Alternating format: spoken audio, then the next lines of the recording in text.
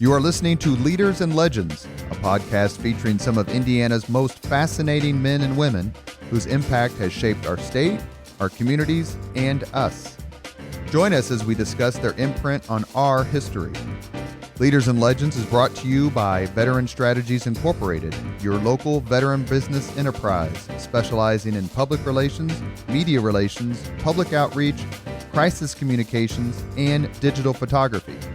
My name is Robert Bain, Principal of Veteran Strategies, former Deputy Chief of Staff to Mayor Greg Ballard, and Communications Director for the Indiana Republican Party. I'm honored to be your host for our discussion. You are listening to Leaders and Legends presented by Veteran Strategies, sponsored by the Girl Scouts of Central Indiana, and Aaron Shaler, our new friend, a mortgage broker with Grandview Lending. Our guest today is thrice elected. Yes. Marion County Prosecutor Terry Curry. Deep background here in the city and the state, and we're very pleased to have you. Thank you, sir, for joining us. Yeah, I'm hoping this is fun. Well, if it's not, I guess you could just throw me in jail, right? Yeah. Guess I could. You are born and bred here. Tell us a little bit about your background. My parents are both originally from Ellettsville, and my dad went into the Navy in World War II, sort of a typical story of parents of someone my age, and then went to IU and was a lifelong educator. And so as he moved up from assistant basketball coach and teacher to head basketball coach and teacher to principal, the school superintendent, we moved around a fair amount. When I was a kid, we went from Ellettsville to Liberty to back to Ellettsville to Bedford to Mooresville to Shelby County and then back to Mooresville. And my dad was superintendent at Mooresville for 20 years. And then I went to Butler undergrad. Was he superintendent or involved in Mooresville when Sammy Davis was there, the Medal of Honor recipient? He would have been there when Sammy Davis graduated from high school. Well, no, I'm sorry. He would have come back to Mooresville not long after Sammy Davis graduated from high school. Yeah, I'm hoping to get Sergeant Davis on the podcast. It would be amazing. He's incredibly engaging, great story, wonderful sense of humor, and if you read his Medal of Honor citation, you simply cannot believe he survived. Right. And I'm sure you already know those sequences in Forrest Gump are actually from what he did in Vietnam as well as the medal presentation at the White House. I had heard a story at the time that when you receive the Medal of Honor, it usually replaces. It's an upgrade, right? Like a lot of times you get awarded an Army, a Distinguished Service Cross, and then you get the Medal of Honor, and then you don't keep your cross. But I'd read, and I'll have to ask him if I can get him on, that his exploits were so amazing that he was awarded a Silver Star, then he eventually received the Medal of Honor, that they allowed him to keep his Silver Star because what he did was so incredible. But he's very, very humble about it, does a lot of work for veterans, and his wife's a sweetheart too. So I guess I need to make that call, see if he can come on. I'm not sure how often he comes back, but I bet he's back during May for the race. Went to Butler University. Was it Butler University because of a particular subject area, or it's just where you wanted to go? This is beyond embarrassing to admit, but I was looking to go somewhere where I could play both golf and basketball. I was good enough in golf to play at a larger school, but not big enough or good enough to play basketball. And so I looked primarily at Evansville and Butler, and ultimately settled on Butler because I did not want to get too far away from my high school study. And after about 30 days at Butler and being around co-eds, my study was history. But even though I made the decision for really stupid reasons, I don't regret a thing. My experience at Butler was great. It's a great education, great school, and everything's worked out very well. Were you recruited to play basketball? Did Tony Hinkle recruit you? Was he still around then? Not specifically recruited, and you're going to think I'm making this up. But my high school basketball coach was actually a former Butler player. His name was Larry Ramey, and he had played at Butler. And so that was part of the Butler connection. And I had qualified at that point, been accepted and qualified for an academic scholarship that was going to pay half of my tuition. And I literally went up and met with Tony Hinkle, who then had been given information about what I had done in high school, what I played. And he then offered me a scholarship with the other half of my tuition and books, and told me literally that I could play basketball, golf, or baseball, whatever I wanted. Really? Truly. So let's fast forward before we go talk about your law school career or whatever. What was the feeling when Butler made the title game 2 years in a row? Oh, just, to this day, just seems surreal to think about that. A school of that size, even with the tradition they have. The first year. Obviously, they had a great combination of players and had a great season. But then to turn around and repeat that the next year was just, it was a lot of fun. Obviously, for Butler grads. Over the losses yet? Obviously the worst is Hayward's shot, rimming out there which would have beaten Duke. That's painful. We had Tom Coverdale on the podcast a few weeks ago, right at the end of March Madness, and I asked him about, I think it was 2002 when IU made it to the final game and lost to Maryland. Is he over it? And he just was like, no. Yeah. He made no bones about it. Like, it's something you'll never forget, and it'll be with you for a long time. I completely get it. Were you able to attend both games? No. Actually, the one that was here, I'd been offered tickets, but I'd heard from so many people that the sight lines were horrible, and unless you're right down close. And so I literally decided, no, I just want to be able to stay at home and watch the game, which I did. Having gone then a few years ago when we had the Final Four here. Let's see, that was when Duke won. Duke beat Wisconsin in the final, and so I had tickets there, and I've told people I think my seats were in northern Johnson County. Basketball games at Lucas Oil Stadium what the tickets, it's what the economics demand, but I couldn't imagine it. So I did actually play my freshman year at Butler. I'm so old that I don't know if you would recall, but for a period of time, freshmen could not play in Division I schools, could not play in major sports, and so schools still had separate freshman teams for basketball, football, and baseball. And so I played both golf and basketball my freshman year, and then after that, just played golf all 4 years. I think it's the famous story that Kareem Abdul-Jabbar, at the time Lou Alcindor, went to UCLA, couldn't play his freshman year, played the next 3 years. His overall record in college was 88-2. His freshman team repeatedly beat the varsity team at UCLA, which was a 4-time defending national championship team. That's how good.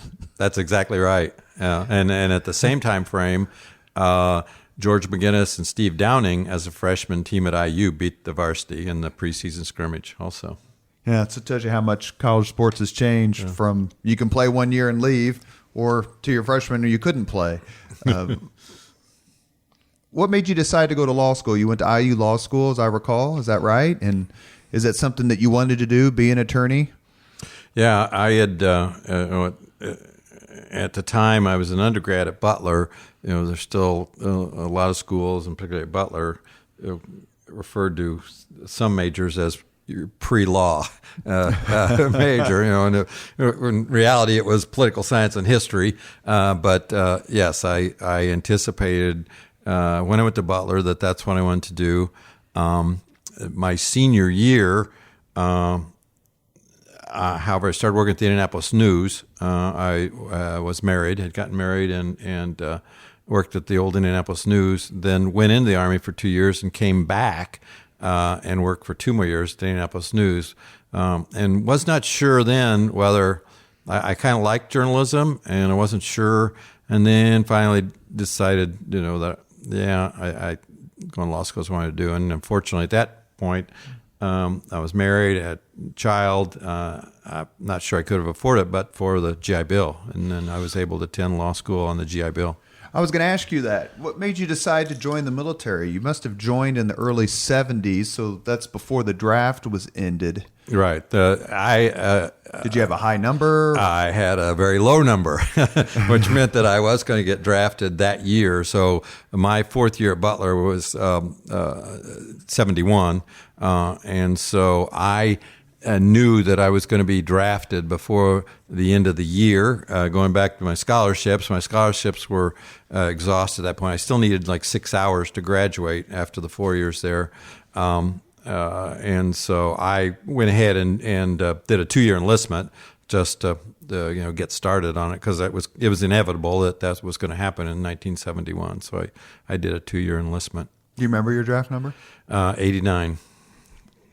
Everybody remembers it. It was you can't conceive now in 2019 what a huge deal the draft was in the late 60s and early 70s, for obvious reasons, for Vietnam, and that your number was how you was going to dictate the next few years of your life. Yeah. And everyone has similar stories, people of my age who went through that. But, in my situation, one of my best friends had a similar number, and he was drafted before the year end. But on the other hand, two of my best friends had wrecked their knees playing freshman football, and they had real high numbers. So they were never going to get drafted, but they wouldn't have been eligible in any event. What did you find enticing about working in the media? And what exactly did you do for the news? I did just some general reporting, but for the most part, I covered federal government, which was primarily federal courts. And so I covered the federal courts. Also did, there was not a specific person who did concert reviews or album reviews, that sort of thing. And so all of our younger staff members sort of passed that around. So I did some of that. And I just enjoyed it. I have decent writing skills, and I think one skill that I have that's served me well, but first as a reporter and now as a trial attorney, is I can be a pretty quick learn, and being a trial attorney, in any given subject, you have to be able to learn enough to be conversant on it, at least for that week of trial, being a reporter, it was very similar, that on any given subject, you would need to research enough to be able to intelligently discuss it and obviously describe it for purpose of an article. So I did enjoy it, but then a couple of friends of mine who had laid out a couple of years after undergrad had started law school, and so I started thinking about it again, and I can't imagine now that I would have done anything else than do that. We had Bill Benner on the podcast a while ago. Do you remember him there? Oh, sure. Absolutely. And they were on the Star side, of course. Right. And as you know, the Indianapolis News, the Star and News were both owned by the Pulliam family, and the News was the afternoon paper. So there was really not any overlap between the staffs as such, but yeah, obviously you knew who the Star reporters were. Do you remember any of the concerts you reviewed? Freaking Strawberry Alarm Clock and Matt the Hoople and I did a review of he's a movie star. Wrote drawing a blank. He had he also played country music. I can picture him. Me and Bobby McGee, he wrote that song. Yeah, Chris Christopherson. Yeah. He played at like the Ritz or one of those places out on the east side. Only played for about 30 minutes, was clearly drunk or high, surly, worst concert. So that was one. I did a review of Bob Dylan and the band when they did the... Robbie Roberts and the band? Yeah, when they did their final tour. They played at Assembly Hall in IU. I did a review of John Hyatt's very first album. John Hyatt's from Indy, and his mom worked with one of my fraternity brother's sisters, and learned that I did the reviews. And literally, I came into the newsroom one day, and they said, "This woman wants to see," and it was John Hyatt's mother who brought me the album and asked if I could review it. I did. I have that album to this day. I still have it.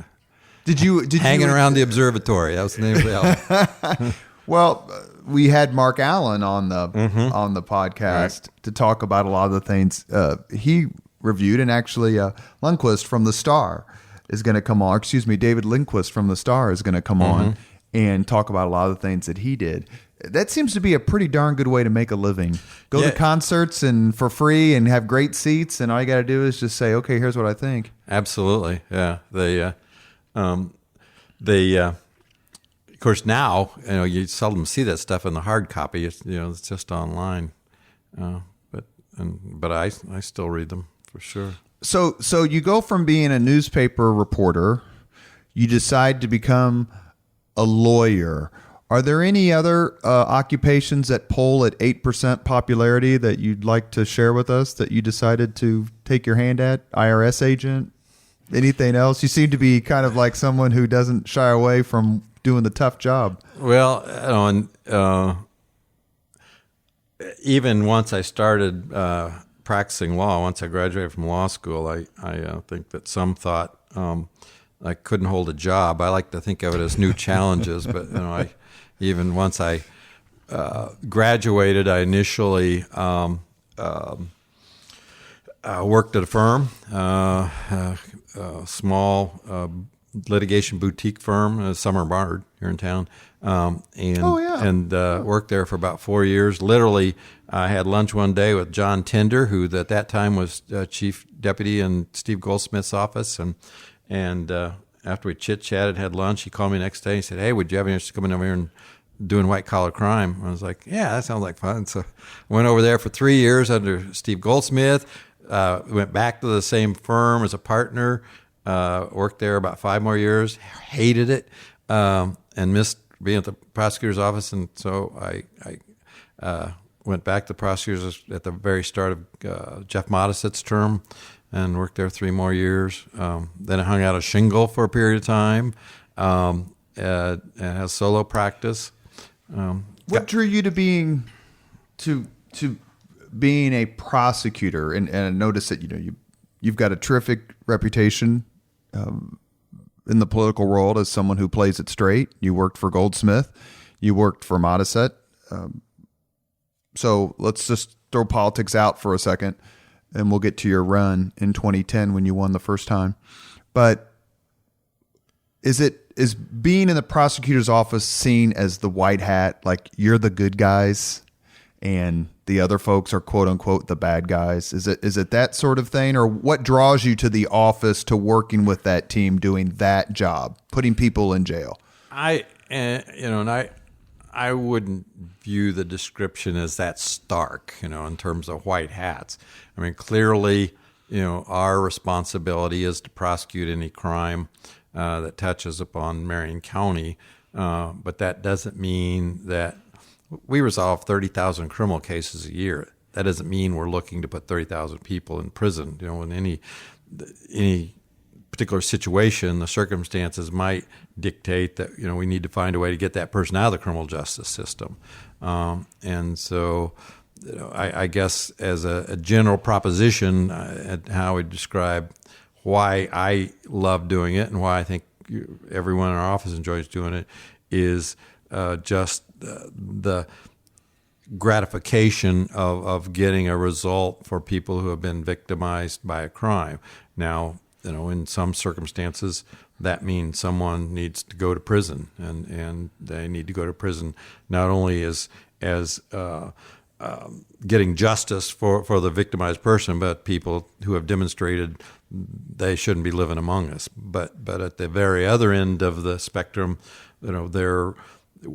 for me personally, we get significant gratification out of finding alternative ways to get individuals out of the criminal justice system and hopefully on a path where they're going to become productive members of our community. Well, 50 years ago, the white hat was Perry Mason. And it seems in the last 10 to 20 years, the white hat is Jack McCoy from Law and Order. Do you get? You had to describe who that was. I wouldn't have known who that was. I do not watch law shows, TV shows, movies. But you don't like shows that depict courtrooms or movies that depict like courtroom dramas? Oh, it's not that I dislike them. It's just, those of us who do it know how unrealistic it is. And something like Law and Order where the prosecutors actually lose. I remember Judge Altice, who's now Justice Altice. Justice Altice. No, he is Court judge. of Appeals. He's Court of Appeals judge. Yeah. Only judge. Supreme Court is justice. Thank you. Yeah. I talked to him about it one time when I was in one of my Law and Order phases, which I've of course bequeathed to my kids. And he said, I like this show. He goes, the show doesn't always get it right. He goes, but it's nice to know that they actually lose because Perry Mason famously won every case. But it did seem to shift the focus towards the prosecutor's side of things and how hard these guys work for very little to no money. And that would seem to be ubiquitous when it comes to prosecutors know they're not going to make that much money and they do it anyway. Partly for training, maybe for later, but perhaps out of just pure altruism. Sure. No, people ask me all the time, and if you're going to ask me this question, I'm preempting your question, but people literally ask me all the time what I like best about my job. And my answer is the same every time. As I say, I get to come into an office every single day where about 400 employees, where virtually every single person there loves what they do. They get a lot of satisfaction on what they do. We all have each other's back, and it's just a great atmosphere to come in and work every day. You probably worked with Carol Johnson. Yeah, when I was a deputy prosecutor, I did. Yeah, so Carol Johnson, who passed away several years ago, was the mother of my best friend in grade school named Chris Johnson. Is that right? Yeah, I saw her I remember when she was in law school. Yeah, Carol IQ of about 290. Yeah, Carol, it's you said something about training. One of the things we know going in is that most people, particularly the attorneys, are not going to end up staying there for their entire life. I mean, you already said it. We're not paid well, and so we know that most people will move on. But there are on occasion individuals who make it a career for their entire career. And Carol was one. She was a career prosecutor. Yeah, a wonderful, wonderful mother, a great person. You're listening to Leaders and Legends, presented by Veteran Strategies and sponsored by the Girl Scouts of Central Indiana and our good friend Aaron Shaler, who's a mortgage broker with Grandview Lending. You worked in the prosecutor's office. You did other things. You hung out your shingle. And then sometime in 2010, you decided, what the heck? I'll throw my hat in the ring, as Teddy Roosevelt famously said. What made you decide to actually run for public office and that office? Yeah. And actually, I had been a candidate for prosecutor once before, back in 2001, 2002, when it was going to. Yeah. Well, I didn't run the primary. I went to slating, and I was not slated, and never thought I would do it again. In 2009, I was literally exchanging emails with someone about golf, and in one of his replies, he said, "Hey, there's a group of us want you on for prosecutor," and so several people talked to me about it. Obviously, I'm a Democrat, and people in the party, and I still wasn't sure I wanted to do it at that point in my life, and my wife at the time, now my ex-wife, she was still pretty bitter over what had happened in 2002, and I said to several people, I said, I don't know if I want to do it, but I said, Sheila's really not going to be. But it was almost a blessing in disguise, right? Yeah. Because I think Jim Osborne, who's a good man, ran against Carl Brizzi, and Carl Brizzi won handily. 2002 was a good Republican year. After 9/11, I think they swept the county, except for Frank Anderson, another good man. And so maybe that was a blessing. Yeah. Well, and then, so I finally went. I told my wife, I said, people are asking me to run, and I thought she would just say, and she just said, she didn't hesitate. She goes, no, you need to do it. She goes, you're the happiest you've ever been in the time I knew you when you worked the prosecutor. You need to do it. And so obviously I made the decision to do it. Did the usual things that you do when you're touching base with various individuals in the party and around the county, and now I can't imagine I wouldn't have done it. Did your golf prowess help you raise money, help you win friends and influence people? Well, we have, on the one hand, we have had a golf outing each year as one of our fundraisers, and we've not raised a ton of money doing that.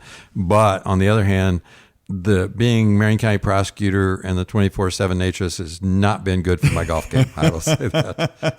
I think Mayor Ballard at one time was like a 7 handicap or 8, but he said, he goes, then when you're mayor, everybody wants to play political golf. Like, that's different than regular golf. Yeah, no, one of the, after I was prosecutor, one day I'd set up a game, and it was the bipartisan foursome. I had Mayor Ballard, Ryan Vaughn, and Vernon Brown. Because Ryan, who has been on the podcast, he and Vernon are close. Yeah. They're good friends. Yeah. So who would you choose if you had to put together your foursome of, besides the one you just mentioned, of the best golfers you've played with, politicos? Who would you choose?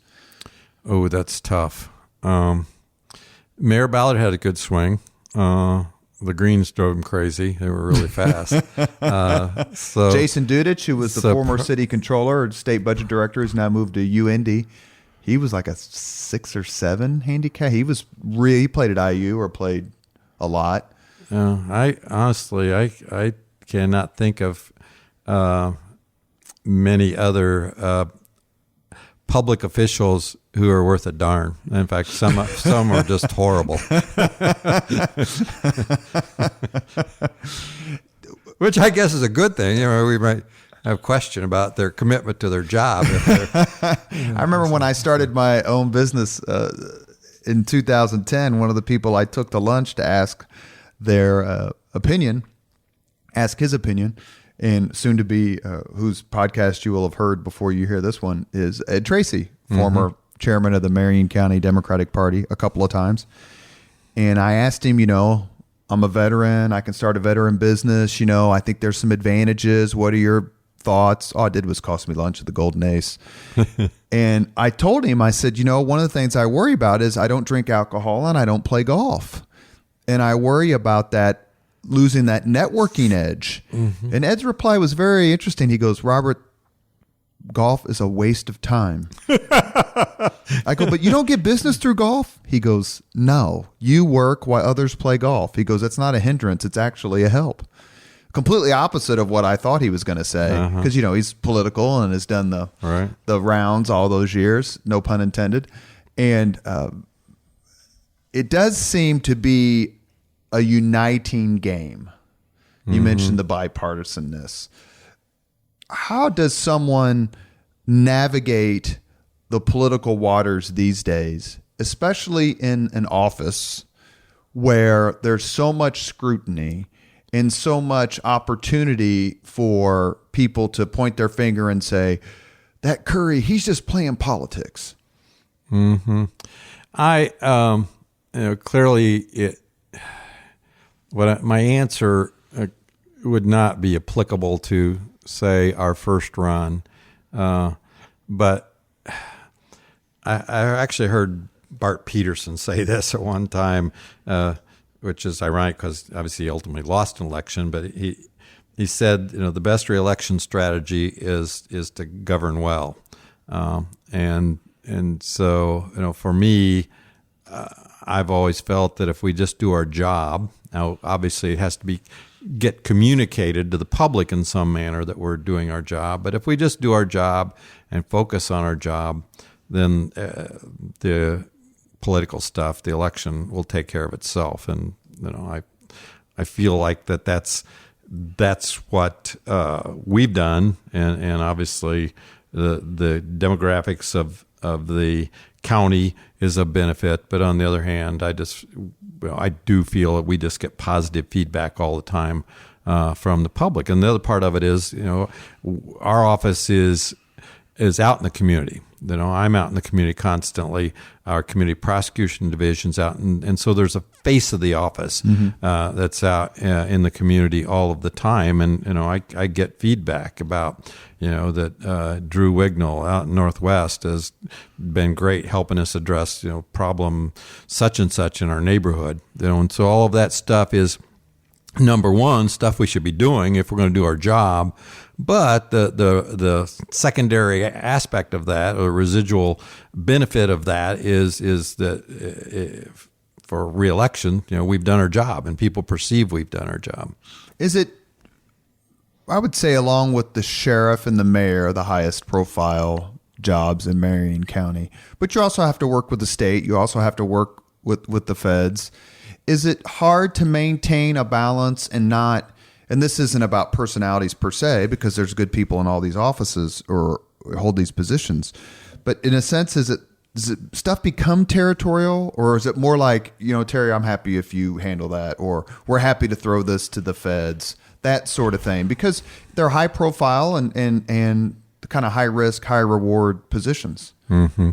I obviously only have the perspective of being involved in this job here, but I can tell you for a fact that I've had so many different federal investigative agency personnel, including even the agents in charge of, say, DEA, FBI, who have served all over the country, say to me, and I know they're being genuine because I've heard it from so many, that they have never worked anywhere where everyone works together so well.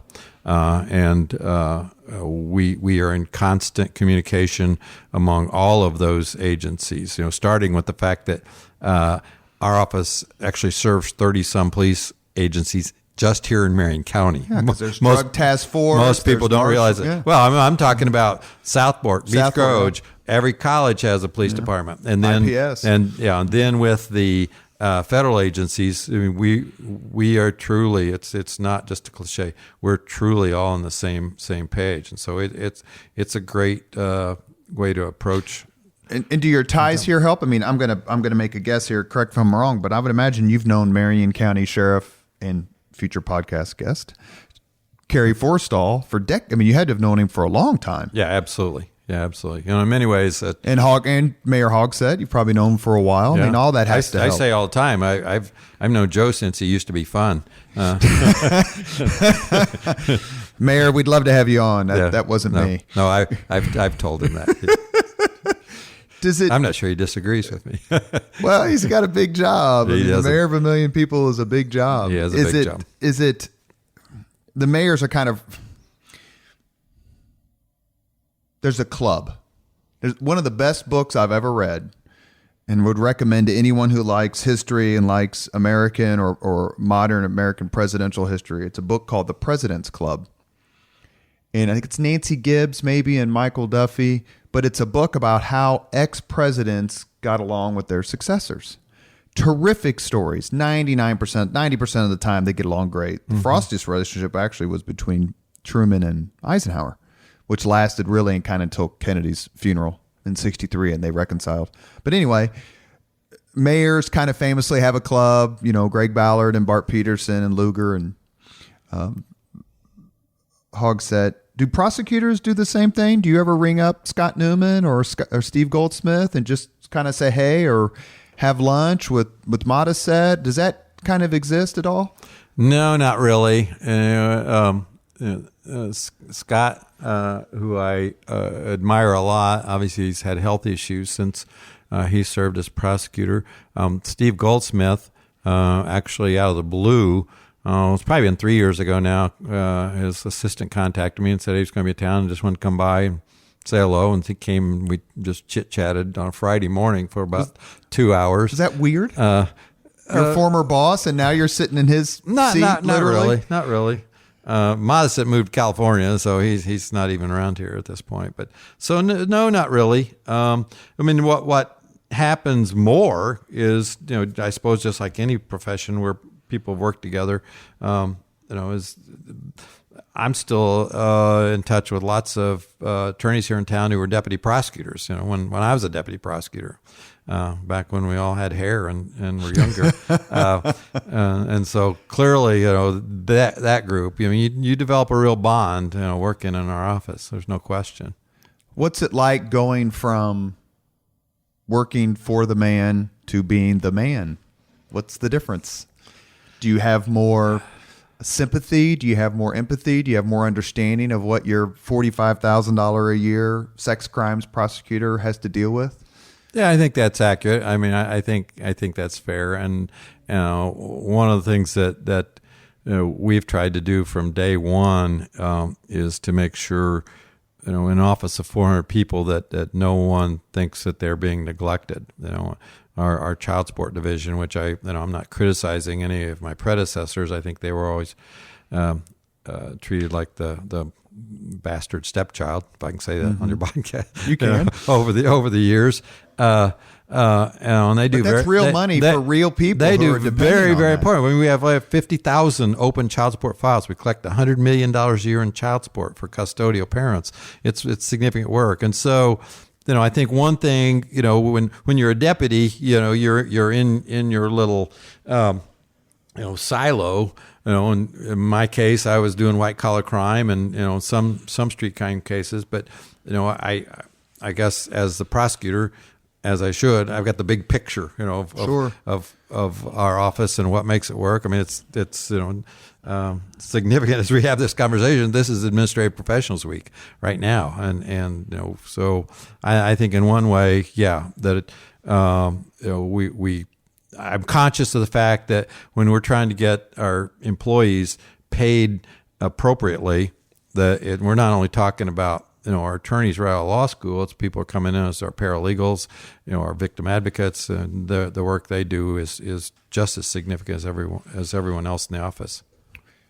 Forgive the phrasing, but is it a crime how little prosecutors are paid? Absolutely. We lost last year 62 attorneys in the year. No, I'm sorry, 32. 32 last year. And so, and the vast majority of the attorneys we've lost in the last couple of years have not gone to law firms or private practice. They've gone to other prosecutors' offices where they have smaller offices, so that's smaller budgets, and they can afford to pay $15,000, $20,000 more. So I respect Fatty Codora, the city county controller right now, and Fatty has done a great job, but he probably cringes every time he gets my email because we're just working very hard. And then I will say this: we've made a lot of progress in the last couple of years. But I mean, the idea that young people are coming out of law school, with student debt, and then doing very, very important work for the public and getting paid, what our attorneys are paid is exceedingly unfortunate. What's the average? A rough idea what the average would be? We have. Our brand new attorneys right out of law school start at $48,000. Our major felony prosecutors, non-supervisor major felony prosecutors are all probably making 60 to high 60s. These are people who are prosecuting murder cases and the most serious offenses. We had an attorney who retired at the during my first term. He had been there for 38 years as a deputy prosecutor. It was at that point the highest paid deputy in the office, and he was making $92,000. And he could have tripled, quadrupled that on the outside if he had chosen to go that route, perhaps? Yep. The law profession gets a beating. I'm not here to defend it necessarily. Some of us deserved. Well, Shakespeare didn't do it any good. Henry V, I believe, isn't that right? Yeah. Henry V, first thing we do, let's kill all the lawyers. Right. I wouldn't go that far. But.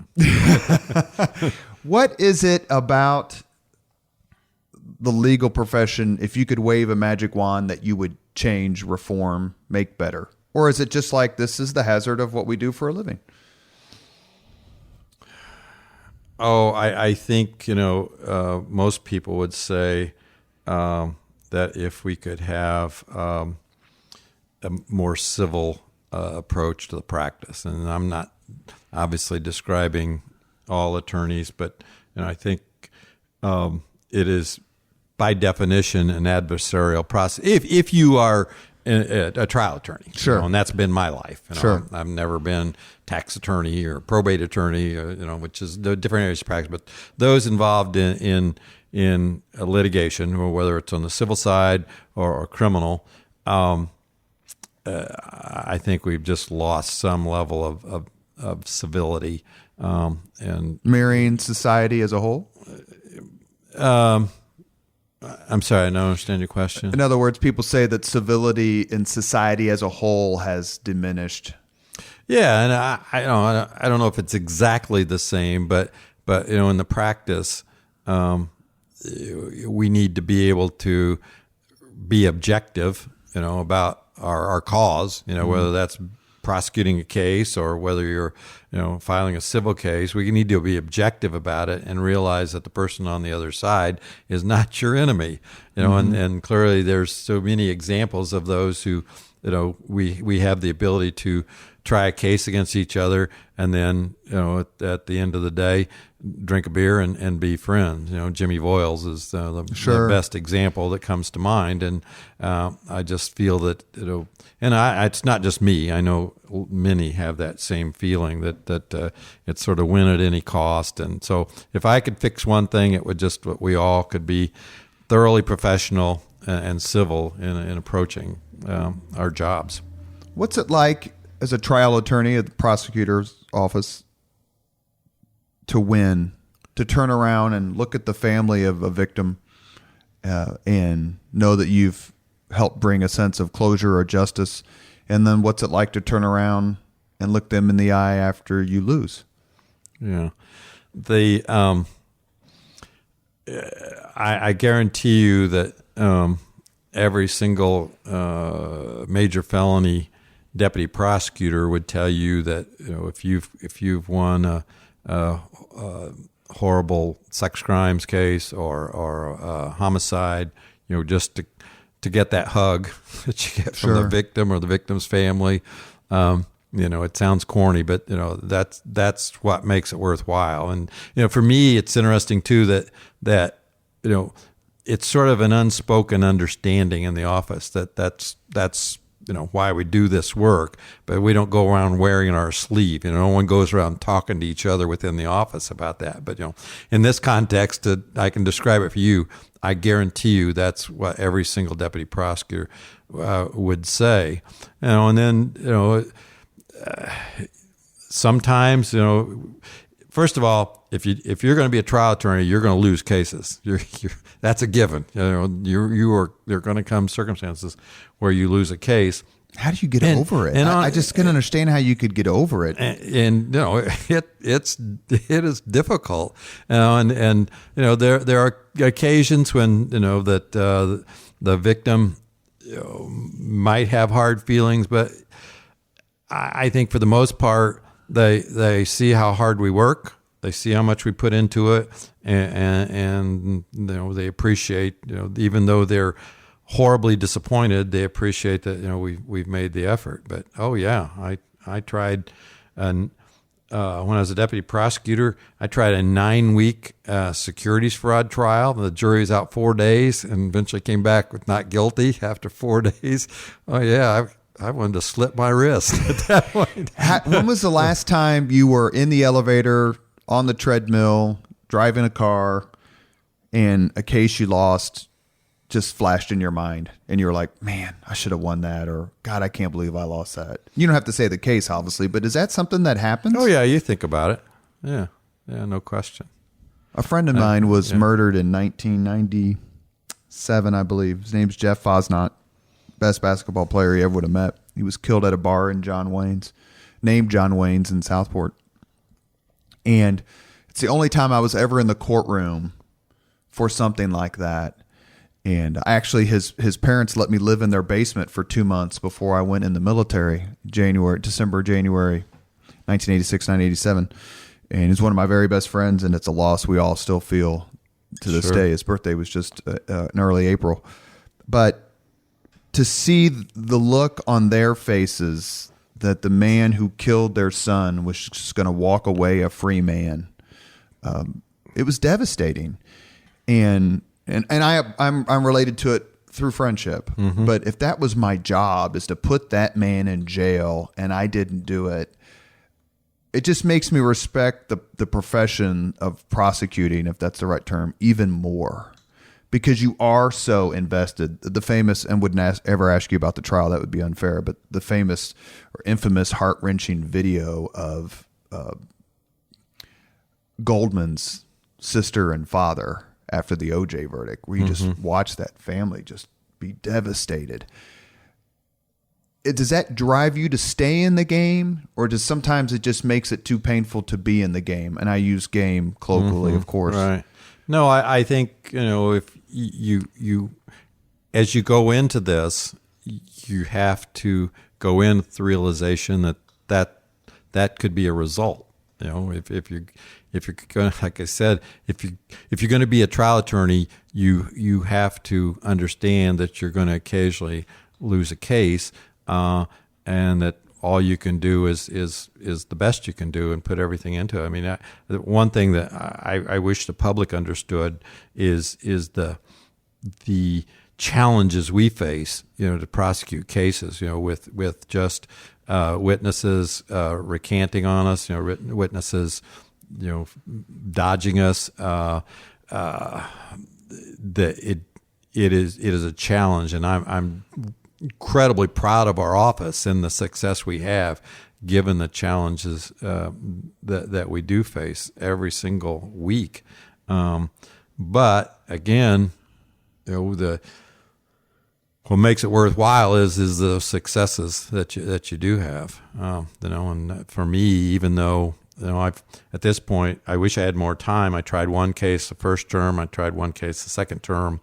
I'm handling the case currently, so I don't get to try cases a lot, but I do pretty frequently get feedback, where someone will drop me a note about how much they appreciate our office did, and naming obviously the various staff members who worked on their case, and so you just keep doing the job week after week, knowing that you will have those successes and dealing with the disappointments. I mean, your comment about your friend, one of the things that we have to do just every single week is meeting with people who have either they've been victimized by crime or being the families of homicide victims, and frequently in homicide cases where there's a potential consideration of death penalty or life without parole, I meet with the families also, and I every time I am in one of those meetings, the same thing occurs to me, which is I realize myself that I can't begin to comprehend the anger and grief that you must experience from losing a family member or a friend to a violent crime. It's just, it's destructive to all of us, and we still think of him and talk about him and text about him and remember him all the time. He was a singularly lively individual, and it's still awful. We don't ever let it go. And the other thing that kind of inspires me in this regard is I am always just I don't know if humbled's the right word, but just it's incredible to see how often individuals in that situation ultimately handle their loss with dignity and grace. And Joe and Spencer Moore, who are retired police officers who lost their son David Moore, are the perfect example of that. And clearly they have the ability to summon, something, an energy and a faith to move past it, and it's something that I've seen over and over and over. We have just a few minutes before we start the 5 questions, so if we can get through 2 or 3 things quickly, I wanted to ask you about, and you may not be able to answer, but I wanted to give you a chance to chat about it. It was a Saturday night, I think, and all of a sudden I heard this loud explosion in my house in Southport. I walked outside, and there's insulation all over my front yard. What in the world's going on? It was Richmond Hill. So I'm not trying to put words in your mouth, but when you look at the case, and this is just obviously based on my reading from media reports, I have no inside knowledge. You just want to go, kind of ignorant hilljacks decided to do this. Like, what in the world are you thinking? That you think that we're not going to discover what this was all about? Like, this was a no-brainer. Not a no-brainer, but like, it wasn't exactly some sort of deep thinking Einsteinian conspiracy. Now, I know you may not be able to comment that way, but when you get to something like Richmond Hill, the tragedy is terrible, but do you just shake your head and go, what in the world are you guys thinking? Oh, certainly, yeah. And one of the things I said more than once after that happened, if the public or individuals who are inclined to do that knew the level of sophistication of the arson investigators and ATF, you would never think about doing that, because clearly they understood from the first moment there were clues. I mean, I'll give you one example, is that the microwave had blown from inside out. And so, if it had just been a normal fire explosion, it might have been charred, it might have been dented, but there's no reason it would have blown from inside out. And so, yeah, clearly from day one. On the other hand, I don't want to say I take offense, but I respond when people think that was a laydown case, because that both those trials went to trial were tried, one in South Bend, one in Fort Wayne, where our deputy prosecutors are doing about a 4-week trial with 180 witnesses and over 2,000 pieces of evidence, trying a case out of their hotel room. And so, I mean, the public, again, will never appreciate what an undertaking that was to try those cases. Agree. I think that these, and public defenders too are paid at about absolutely half of what they should be paid. Absolutely, I agree. At a minimum. You were outspoken this past year about the need for hate crimes legislation. We're not political on this show per se, unless we're laughing and getting along well. But take a minute or two and please tell the audience, the leaders and legends, why you think and thought it was so important. All right. I mean, what we have in our sentencing statute, which is what we were talking about, is there are provisions in there that are circumstances where, in my mind, the point of having those in there, for example, you're subject to additional punishment if your crime is committed against an individual under the age of 12 or over the age of 65, for example, is that what those represent are policy statements by the legislature on behalf of the community, on behalf of the state. And to me, there couldn't be any better example of that of crimes that are committed against someone because of their sexual orientation, because of their religion. I won't drill down the weeds too much. I mean, I even think that it should be an enhancement, meaning it should be a more serious offense, a level of offense, as opposed to an aggravator. So, we actually became involved in it 4 years ago. And the more we've been involved and the more I've talked about it in terms of testifying to the legislature, speaking to community groups, I've just become more convinced that it's something that we should include in our criminal code. Death penalty, yes or no? For you personally, I know it's part of the statute and you have to say yes or no, but right. We have filed in 8.5 years 5 death penalty cases, and I feel like as prosecutor, without regard to personal feelings about it, you by definition, because it is the law, have to be in favor of it.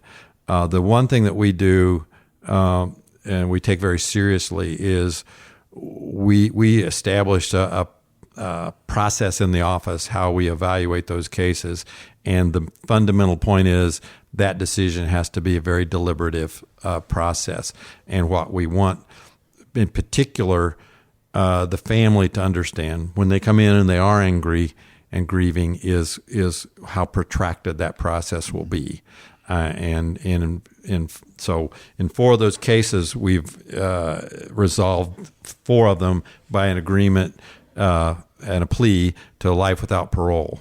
And you have the victim's family sign off on that, or yeah, and in every situation, there's only one family member in those 4 cases that still was against that decision. But once they have the ability to reflect and think about that protracted process, what becomes more important to them is the certainty of the result, the resolution, and the ability to one degree or another move past it. And without exception, every time we've resolved it, there are people in the public who beat us up, but they're individuals who read it in the paper on page 1, and 2 weeks later it's not part of their life. It's Sure. the victims' families who have to live with it, and so I'm entirely comfortable with the way we've resolved these cases. Yeah, that's a great point. I guess there's a strain of conservative thought that's becoming more emergent these days against the death penalty, and I associate myself with that, even though people deserve it.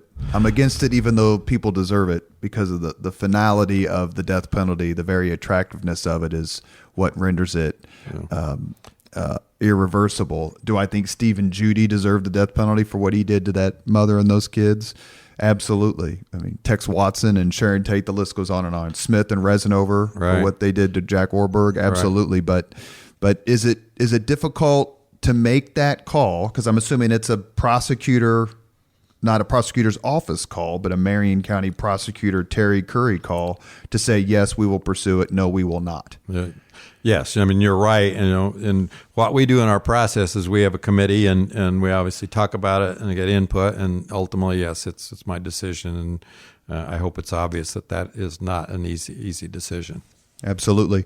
You are listening to Leaders and Legends, presented by Veteran Strategies and sponsored by the Girl Scouts of Central Indiana and our friend Aaron Shaler, who's a mortgage broker for Grandview Lending. Our guest today is Marion County Prosecutor Terry Curry, currently serving his 3rd term, recently reelected in 2018. We've moved now to the 5 questions portion of the podcast extravaganza. Are you ready? No one warned me about this. We have a lot of mutual friends, sir. Someone should have told you. They should have. First question. What was your very first job?